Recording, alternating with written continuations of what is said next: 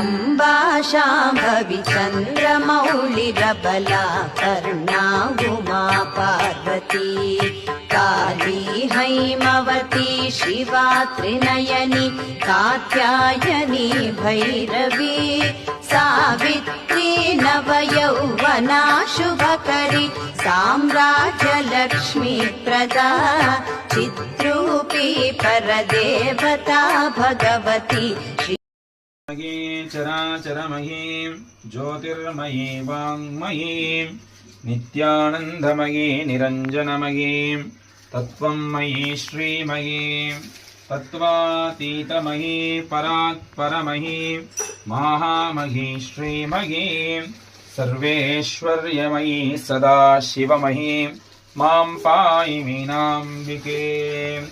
ओं श्री राजराजेश्वर्यै नमो नमः।